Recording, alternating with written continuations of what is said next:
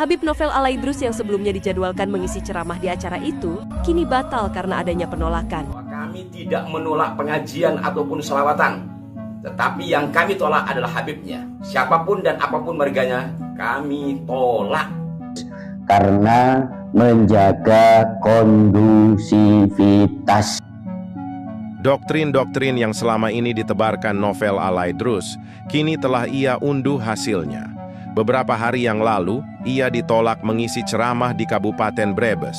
Seakan masyarakat Brebes sudah muak dengan ceramahnya yang dinilai penuh doktrin dan kedustaan yang ditebarkannya. Dan inilah 7 doktrin sesat Novel Alaidrus yang telah tersebar di dunia maya. Pertama, Ba'alawi Yaman adalah penyebab Allah tidak menurunkan bencana di atas dunia.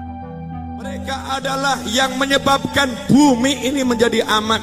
Mestinya udah gempa 20 skala Richter. Di kampung itu kok ada Habib, nggak jadi itu. Maka amannya bumi tergantung amannya habaib seluruh Indonesia. Tugasmu wahai santri, jaga Habibmu, lindungi Habibmu. Caranya jangan celah, jangan caci, jangan maki, jangan hina, jangan rendahkan. Meskipun wujudnya seperti setan, meskipun wujudnya seperti setan.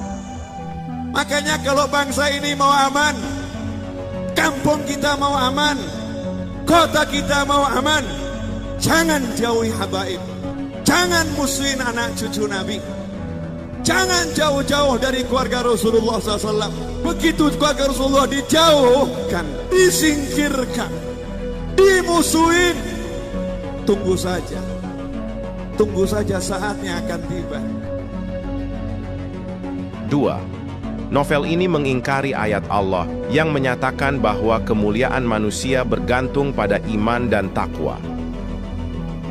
Ada yang ngomong, Bib kan sama-sama manusia, yang penting kan takwanya. Inna akramakum indallahi atqakum. Bib, yang penting takwa, Bib.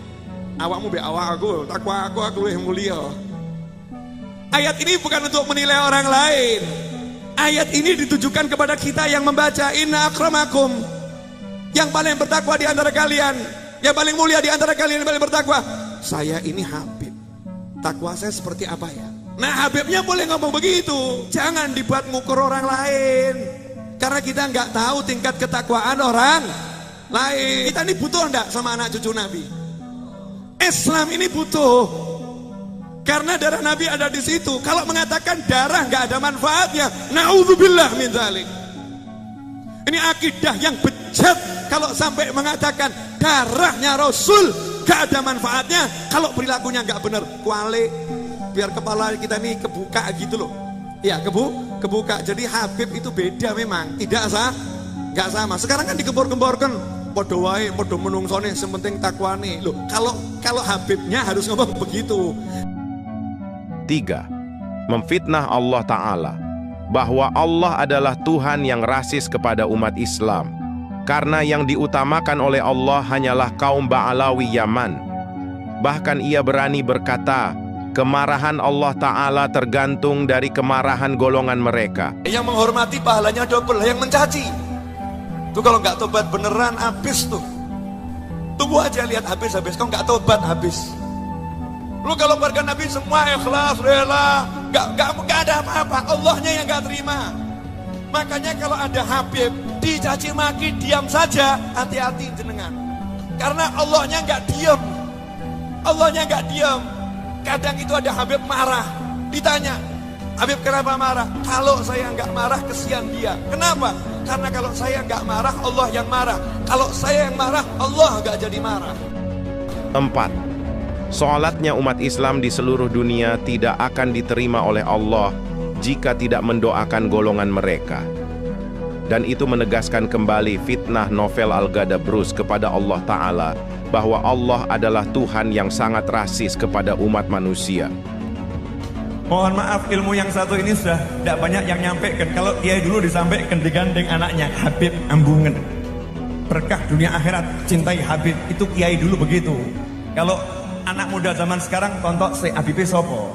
tontok se Habib sopo, nok cocok gak apa-apa, gak cocok tinggal no. Kurang ajar iku Habib iku. Masya Allah. Na'udzubillah min dzalik. Jangan lupa umat Islam di jagat raya salatnya tidak akan diterima oleh Allah Subhanahu wa taala meskipun salatnya nangis sampai keluar air mata darah kalau tidak mau mendoakan Habib. Harus mendoakan keluarganya Rasulullah. Kalau tidak mau mendoakan keluarga Rasulullah, salatnya tidak diterima oleh Allah. 5. Tidak cuma Allah saja yang ia fitnah, Nabi pun juga tak luput dari fitnahnya. Ia memfitnah Nabi sebagai orang yang rasis kepada umatnya. Dalam ceramahnya ia mengatakan jika Nabi tidak akan mencintai umatnya yang tidak cinta keturunannya. Umat Islam mulai gaya, mulai mengkoreksi Habibnya, mulai mengkoreksi ulama-ulama dari anak cucu Nabi Muhammad SAW. Orang yang seperti itu mirip dengan iblis. 6. Menyuruh umat Islam meninggalkan ulama yang tidak cinta golongan mereka dan mengikuti ulama yang cinta kepada golongan mereka meskipun bodoh dan dangkal keilmuannya. Dari dulu orang diajarin cinta sama habaib. Itu pelajaran wajib. Jadi kalau sekarang ada ustadz, ada ulama ngajarin Anda nggak cinta sama Habib, udah tinggalkan, ganti ustadz yang lain. Banyak ustadz. Agak bodoh nggak apa-apa. Bodoh tapi cinta Habib tuh pinter. Pinter nggak cinta Habib berarti bodoh. Gampang loh. Ini wajib dijelaskan. Coba buka sejarah di negeri ini. Siapapun kiainya kalau hormat sama habaib barokah, subhanallah. Dan gak mungkin derajatnya semakin rendah, semakin dimuliakan, semakin disebut-sebut. Ini ilmunya para kiai. Kenapa kiai dulu jadi orang besar? Ya ini ilmunya. Bukan karena ilmu zahirnya, hafal Qur'annya. Iya memang hafal Qur'an. Iya memang ahli fikih. Tapi bukan itu. Bukan itu yang menyebabkan para kiai jadi orang-orang yang hebat. Bukan. Tapi yang satu ini, memuliakan Rasulullah, memuliakan keturunan Nabi Muhammad SAW. 7. Menyebarkan dusta bahwa kakek moyang mereka adalah para pejuang kemerdekaan Indonesia. Padahal sejarah justru mencatat bahwa kakek moyang mereka yang bernama Usman bin Yahya adalah salah satu antek penjajah Belanda. Berapa banyak darah habaib tercecerkan demi merdekanya Indonesia. Baca itu sejarah.